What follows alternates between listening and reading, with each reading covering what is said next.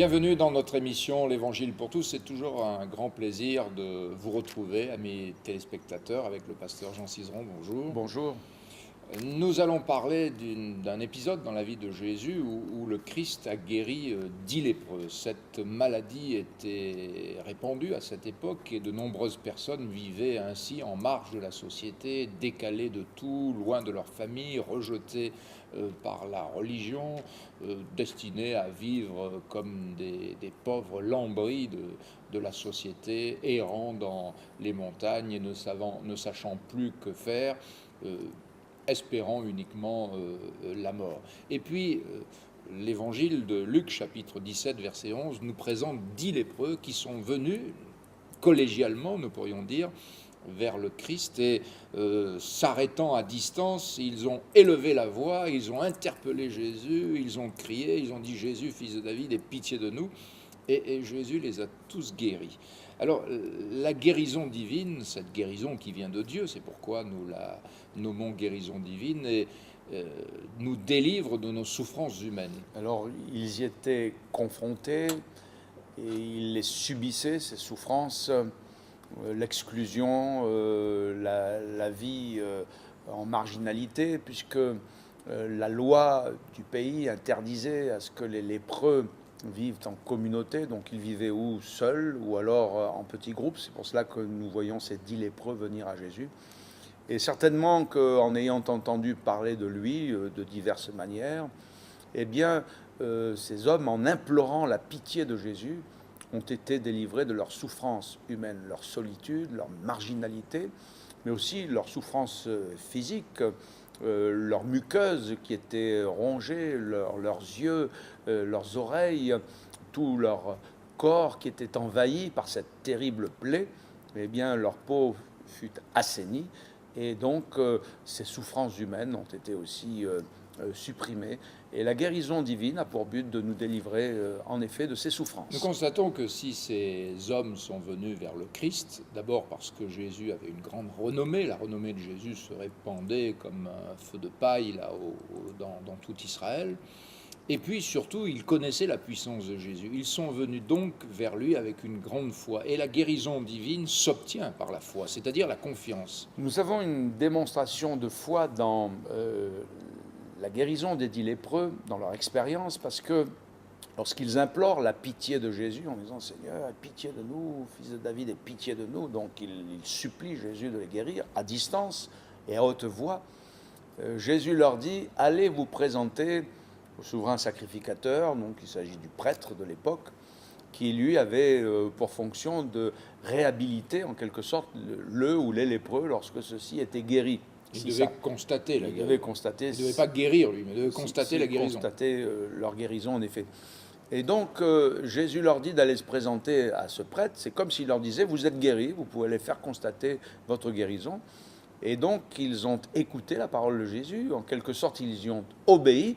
Et il est arrivé qu'en chemin, je peux dire que la guérison était en route, puisque alors qu'ils étaient en chemin, ils ont constaté qu'ils étaient complètement guéris, leur peau a été purifiée, et ils ont pu aller la faire constater à ce prêtre, ce qui nous conforte dans le fait de proclamer que la guérison divine, elle s'obtient par la foi, uniquement par la foi. Ce n'est pas par les œuvres, ce n'est pas par l'argent, ce n'est pas par les mérites, ce n'est pas par les pèlerinages, ce n'est pas par la superstition ou autre encore, mais c'est par la confiance que nous pouvons apporter à Jésus.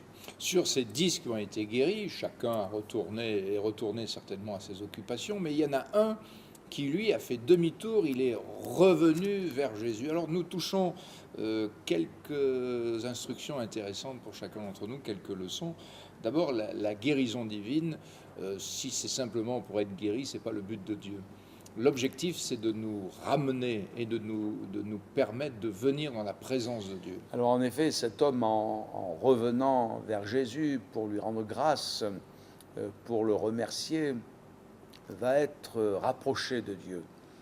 Et il faut savoir que sans Jésus, nous sommes loin de Dieu, nous sommes un peu comme des brebis errantes, nous suivons chacun notre propre voie. Nous sommes dans un état, l'Évangile le dit clairement, dans un état d'errance, dans un état de perdition. Mais la volonté du Christ, en intervenant dans notre vie par la guérison divine, est justement de nous réconcilier, de nous rapprocher de Dieu. Et par l'œuvre que Jésus a accomplie à la croix, eh bien, il tend ses mains vers nous, mais il tend ses mains vers son Père pour nous rapprocher, pour nous réconcilier.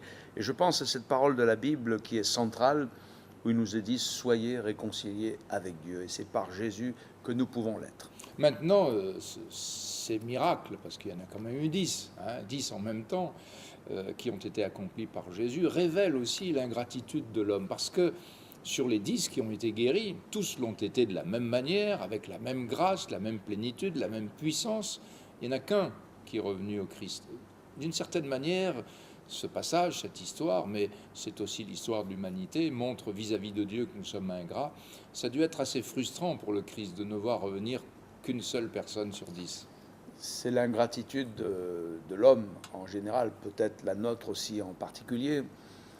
Si tous les malades guéris par Jésus étaient revenus comme ce lépreux qui est revenu, Jésus, certainement sur un ton de tristesse, dit « Mais les 9 autres n'ont-ils pas été guéris ?» Alors on pourrait épiloguer longtemps pour savoir où ils sont allés. Certains l'ont. C'est la question de Jésus. Où sont-ils ? Voilà, on pourrait l'imaginer, mais enfin on ne va pas trop épiloguer puisque ce n'est pas écrit. Mais cette question, où sont-ils, ça révèle une tristesse dans le cœur de Jésus, l'ingratitude de l'homme qui est là manifestée. Et heureusement que cet homme, lui, a reconnu la grâce de Dieu. Il revient sur ses pas en donnant gloire en Dieu.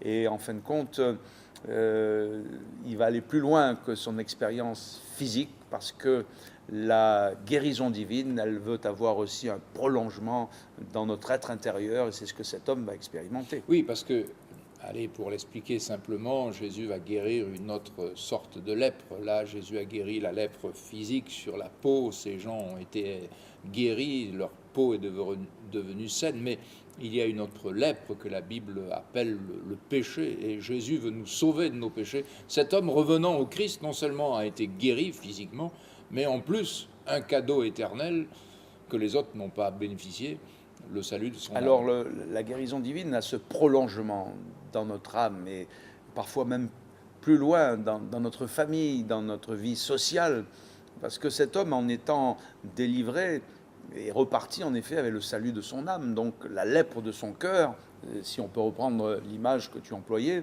va être aussi purifiée. C'est ce que Jésus fait, il purifie notre âme, il purifie notre cœur de tous ses péchés. Mais on peut imaginer le prolongement dans la vie sociale. Il va reprendre une vie de citoyen, il va pouvoir retrouver sa famille, il va pouvoir reprendre des activités sociales, etc. Et cette guérison divine proposée par Jésus, c'est vraiment une bénédiction, elle a un prolongement dans notre vie intérieure, dans notre vie morale. Nous avons rencontré des personnes qui avaient des passions comme le tabac, l'alcool, la drogue, qui avaient dégradé les relations sociales, les relations familiales. Mais cette guérison divine a eu un prolongement dans leur être tout entier. Et je pense aux paroles de Jean qui disait dans l'une de ses lettres, non pas dans son évangile, mais dans l'une de ses lettres, et je cite cette parole, « Je souhaite, disait-il, que tu prospères à tous égards et sois en bonne santé comme prospère l'état de ton âme. » Jésus a dit au sujet des 9 autres, où sont-ils ? On ne le sait pas. Tandis que le dernier, celui qui est revenu, on sait où il est. Il est dans la présence de Jésus. On peut dire que lui est sauvé. Et c'est ça l'essentiel. Et je pense que nous devons affirmer à ceux qui nous regardent que la priorité n'est pas simplement une bénédiction physique, terrestre, mais une bénédiction qui est éternelle, le salut de notre âme. Oui, les dons, les grâces sont importantes, elles sont utiles, les dons et les grâces de Dieu, mais le donateur l'est d'autant plus. Pas seulement la bénédiction, mais il nous faut celui qui bénit. Pas seulement les dons, mais la présence de celui qui bénit. Et c'est ce que cet homme, donc, en revenant vers Jésus, a pu vivre et a pu expérimenter.